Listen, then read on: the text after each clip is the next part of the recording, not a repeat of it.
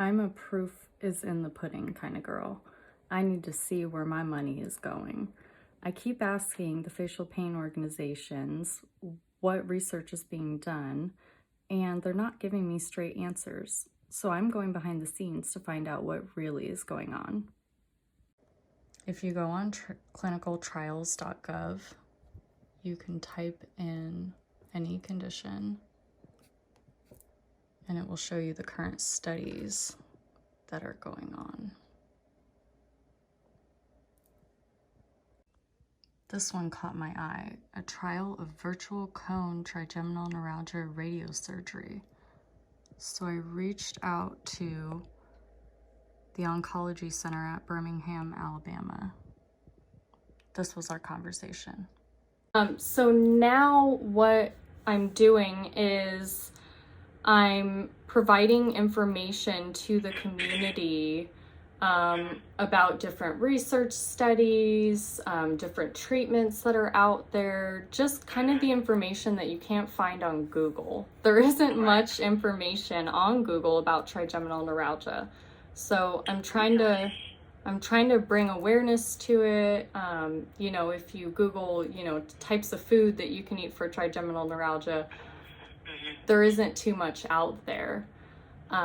So my page on Instagram is kind of a resource for everybody, to find that information, to connect with other people that are suffering. So now I'm trying to get into the research studies, because we hear that, there's all this research being done, but what is it and how can we get involved, and, what is actually going on out there? So what's your page name on Instagram? It's, go out here. Yeah, it's Getting on My Nerves 5K. Okay, so it's the whole thing. Okay, got it. Yeah. Okay. I'm just gonna pull it up and go out there and see all the other stuff that you've got.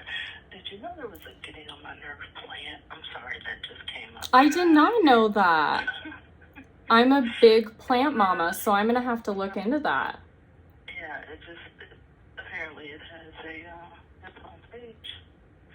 Okay, let's see here. So yeah, this started around 2017. And I'm not sure if, who else is doing one, or if there's anyone close by. Because where are you? You're on the West Coast? Yeah, I'm in Oregon. The only person the only group I think Duke was doing something, but it's not similar to ours, because we use the virtual cone, which literally means that it's sort of like we use it literally is virtual, where the beam is pointing to the exact spot, and they try not to go outside of any other areas. So the virtual cone is literally like an inverted cone, where it doesn't touch you, so the machine doesn't touch you. The machine, basically, you're on the table, and it rotates around you. So what happens is that particular, let's say, I'll just call it a exam, for lack of a better word, they will find the area that is the most irritated, or the most irritated nerve where your pain is coming from. Because they'll do the MRI, and they can look at it and determine where it is. And then they will focus the radiation on that particular nerve. Oh, wow. And what they're doing is essentially killing that nerve, or stopping the blood flow from that nerve, so it no longer is reaching your pain sensors. Now, there's also where you can get shots, but I don't think they last as long. And then I had a friend who had her nerve clipped, but in doing that, she had no feeling on that side of her face. Yeah. And so that was it wasn't ideal. I mean, but it stopped the pain. But then, of course, she couldn't feel anything. And she said it always felt like, you go to the dentist and the Novocaine hasn't worn off yet, and you're biting on your tongue because you're thinking, okay, I can't feel anything. That's kind of how her face felt. So I'm like, don't know if I could do that. Yeah. So she had to, give up one thing to get some kind of relief. So, but yeah, so now what we've done, even those who don't want to be on the trial, we've treated tons of people off trial. And so you don't have to be on the trial to get this particular treatment. We offer it. The trial itself is just a way for us to keep up with individuals who allow us to use their data, so we can then put together an abstract, or we can, write a paper on what we found. So it's not necessary to be a part of the trial, because being a part of the trial, we definitely would like you to be able to come back for those follow-up appointments. And of course, even off trial, we'd want to see you, but if you can't, it's fine. But on trial, that would help us as we, gather all the data. Okay. So I know we have some warriors in Alabama. So if they wanted to be involved in the trial, how could they get involved? They could contact me. Okay.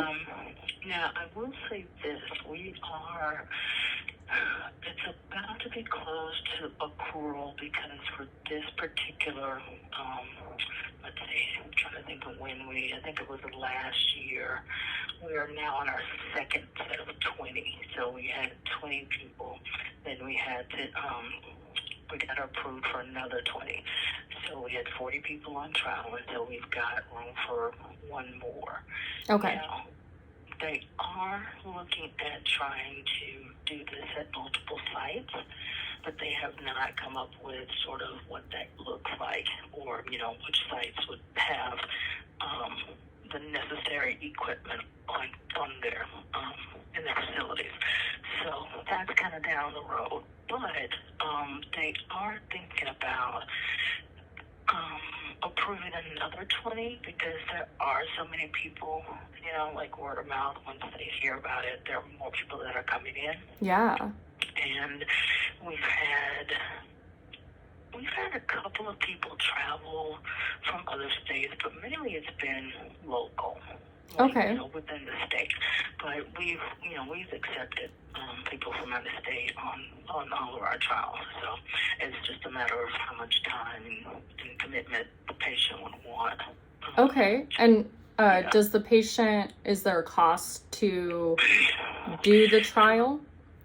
The way it's set up, it's pretty much like your standard of care service. So you would come in, and I don't know if your insurance pays for like a specialist or how it's set up, but you would come in and you would be responsible for the copay, or your insurance then would pay for everything outside of that. These particular trials that we have here do not pay anything.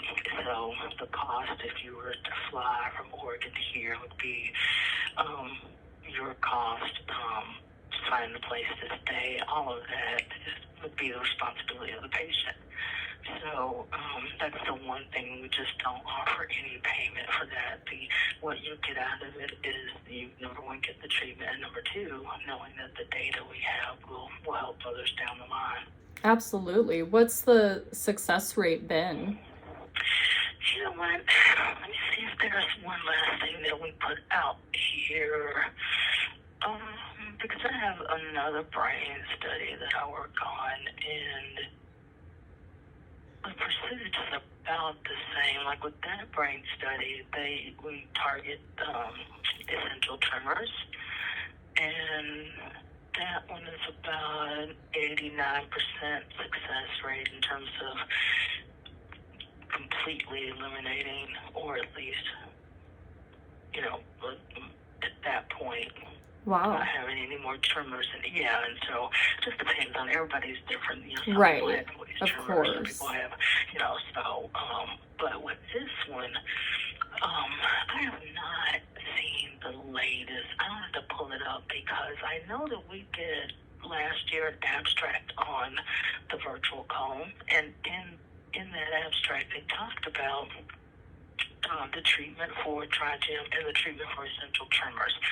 So I'm going to pull it up, and I'll just download it as a PDF because I think the way it's set up on campus, all of these journals that, you may or may not have access to, but on campus we can access them pretty quickly. Oh, cool. So I will pull up the PDF and send it to you. And it gets into like a lot of the nitty gritty, but there are parts of it that would make sense, and especially since you've been doing this for a while, it would, what they're talking about, you would be able to at least understand sort of. I would really appreciate that. Yeah. Have you heard of anyone's pain being worse after this treatment? No. Oh. Now that you've had, I will say, because when people come back, every once in a while, we've had someone like say that they've had like a quick, like, electric jolt, but then it went away. And it wasn't consistent and didn't stay, and then of course they were thinking it was coming back, like they right. And I get it. They called and they would be like, okay, I'm scared that this is gonna happen again. Yeah. But no, not that we know of, and not that they've come back to tell us. Wow. I will say for some people it hasn't taken that long. And some are so happy that they feel like they're waiting on the other shoe to drop. They're like, okay, this just means that now the pain's going to go on the other side of my face. So, because they're not believing that the pain is eliminated. So, we had one that this guy was a minister, and he truly had to step down from the pulpit. He could no longer preach. He couldn't sit up and write, and so he slept in like a recliner because he couldn't lie flat. And he said he really could not figure out what else to do. He said he had started thinking like horrible thoughts, like I can't do this. So he was just in such despair. It was so sad to see, but he was on the trial for a year. And probably about, we had, and it's one treatment. So you come in and it's just a one-time thing. Okay. It's not like several sessions. It's just one treatment.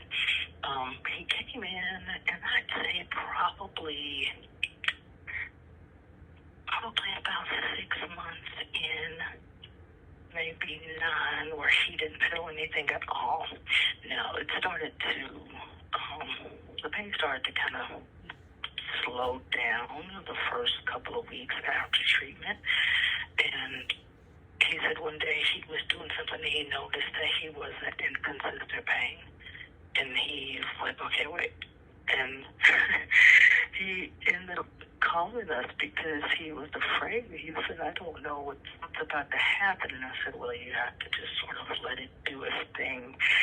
Because at that point, that's when that area is healing. So you'll feel these little, jolts and little twitches. And a lot of times you'll feel the twitches probably more than you would before the treatment, just because it is healing. But that's a good thing. So let's see, this trial is 12 months, and I'm just trying to think on the average. One person had complete relief about a month and a half after getting treatment. Wow. As in, like, nothing. And then all of the follow-up interviews, she was, like, bouncing off the walls. She was so excited, and just everything was just, she said everything, the colors looked totally different. I was like, wow. Oh, my gosh. Yes. You're making me want to get on a plane to Alabama right now. She was excited. She said she started doing stuff that she had given up. Wow. Like, I think she liked to get out in the garden and all this other stuff that, required her to kind of, like, bend down and bend over. And it got to the point where, she couldn't sleep. She couldn't sit up. She didn't know know if the pain was going to occur while she was brushing her teeth or while she was just saying hi to somebody. So, she went through quite a bit. Wow. As I'm sure you've probably dealt with your share of it too. I have. I've had to quit my full-time job. Wow. I'm not able to go outside daily. I actually just went on a walk this morning and the wind hit me and all hell broke loose. So, yeah, it's pretty miserable. Wow. How long does the treatment take? Maybe 45 minutes to an hour. Oh, wow. And that includes just coming in and, you put on the little gown and they get you situated on the table.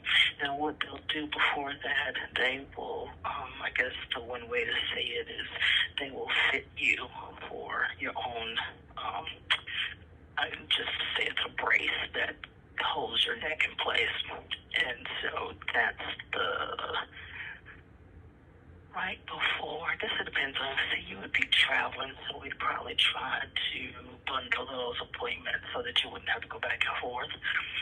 But for most people, if they're local, they would do the simulation maybe about 2 to 3 weeks before treatment, because then they'd have to develop the plan from the simulation. And the simulation literally maps out sort of where the pain is, and they kind of merge it with the MRI, and then they sort of like a blueprint. And that blueprint, they give it to the dosimetrists and the physicists that come up with the plan specifically for your simulation. So everybody has their own plan. And so it takes about 3 weeks. It just depends on how busy they are. But once they come up with the plan, then they'll schedule a treatment date for you. And then you'll come back and you get the treatment. We've had people go back to work the same day. But, it's up to them. I mean, it wasn't something that they couldn't. But they were able to go straight to get something to eat. Wow. I'm so excited. How much pain they were having. What's that? Oh, go ahead. I'm sorry. I cut you off. Oh, no, you're fine. So it just depends on how much pain they were having before. But it's not like, when I first got here, I thought it was sort of like going to the dentist. You know how you have that residual pain after you get a tooth removed or a root canal, and once you stop taking the pain medicine, it comes back. It's not really like that, because it's sort of just a consistent feeling across the board. You can feel the same before and after. So probably throughout the night, first thing in the morning, and they'll give you steroids, unless, some people can't take them, just to kind of help a little bit with if there's any sort of swelling. They don't do it a lot now, but it used to be, some people would have issues, but there's nothing that you have to do after that. There's no particular way you have to care for your face or anything. I mean, once you have it, that's it. Once you get it done, you don't see it, you don't feel it. It literally is just that one zap, and I think because it's so much, I guess in that one treatment, you don't have to worry about coming back time and time again, and so you're not gonna get treatment in that same place over and over again, so you won't have any skin irritation. Wow. I can't wait to relay all this information back to the community. I'm anticipating a lot of feedback and people wanting to be in contact with you. Is the best way via email? Yeah, that's the best way, because then at that point, it's easier for us to go back and forth, and if I need to get more information from them and start, trying to get them set up. But do you know if they're like local to Birmingham or within another part of the state? Well, I know, I have close to 1,400 followers now. I have followers all over the South, Okay. a couple in Alabama. So I'm sure that they're going to be traveling, this kind of relief that you're, preaching is music to our ears. So I can't imagine the response we're going to get from this. Which I'm surprised though. And I'll have to look it up when I get off the call with you. I'll look for that list of facilities that were looking into doing this treatment. Okay, cool. I know there's somebody, like I said, I think Duke was one. And I really thought there was somebody on the West Coast, but I can't. I'll look it up. I can't remember now who it is. But not many. There was one, I think somebody in Florida had started investigating it, but they didn't have the equipment. They would have to sort of redo everything in order to have that type of treatment.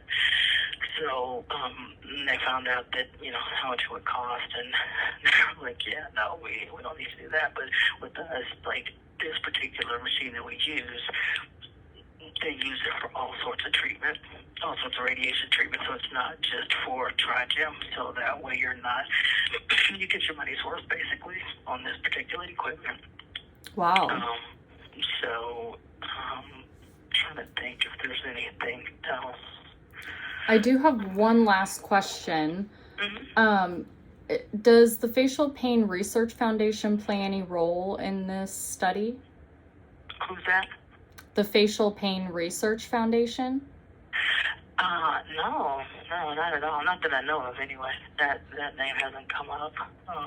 Okay. And the only other organization there is the Facial Pain Organization. Are they involved in it at all? No, I was going to ask you, like, what other groups y'all have worked with before. So the names are similar. Yes. So Facial Pain Association. What was the first one? The Facial Pain Association, FPA. Okay. And then the Facial Pain Research Foundation, FPRF. Okay. Yeah. Okay. And so do you have a lot that you do with either of those groups? I'm not associated with either of those groups. Unfortunately, I personally haven't had great experiences with them.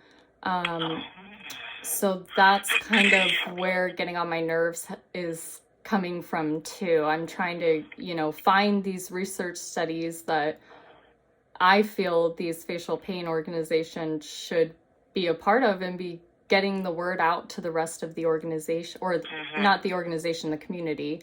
But that's kind of the role that I'm going to play. I'm going to find out that information, and I'm going to get some answers and some relief to our community because we're so desperate. Right. Well, then people always say when something's not out there and you see the need, you go ahead and fill the need. So maybe that's where you step in and say, I don't see what I want. I'm going to create it. 100%. I really appreciate all your help. I cannot wait to share this with the community. Let's see, I had one other question. We were talking about, let's see, what were we talking about? The organizations. Oh, have you been on clinicaltrials.gov? Is that how you found out about our trial? Yes, that is. So I went on there. And I kind of just did an email blast of everybody who's doing studies right now. And you're the first person I've spoken to. So, okay. Yeah, it's been hard to get in touch with people. But like I said, I'm trying to get this information back to the community so that we can, first of all, provide you some trigeminal neuralgia warriors to, make these studies prevalent. And to find us some relief. Well, hopefully this helps a little bit, and then I will send you that PDF I was talking about, and then I'm going to look for, like, any other stuff that we may have that might be helpful, that you probably wouldn't be able to find. So, and I know some people who they're on clinicaltrials.gov, but their email addresses may go to a completely different department than the people who actually run the study. So it just That depends, makes sense. Okay. And so yeah, it may be, well, it just depends on who it goes to. Like for us, the way it's set up, it actually comes directly to us, depending on, I guess depending on like where you found the site. Now they used to go through a clearinghouse, but it got to be where it was the lag time and getting back to people was taking too long. And so now I think they've got it set up to where it comes directly to us or to whoever's on the study. So it's usually it's usually me and our regulatory person. Okay. So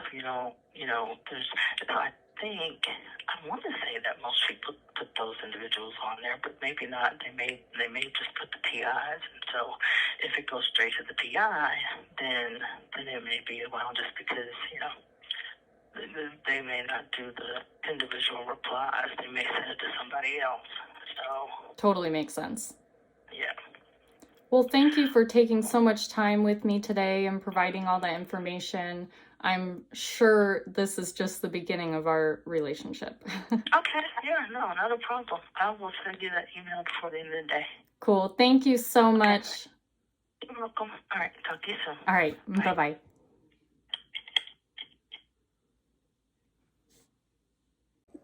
Veronica reminded me that although this procedure does provide relief, it is not a cure for trigeminal neuralgia.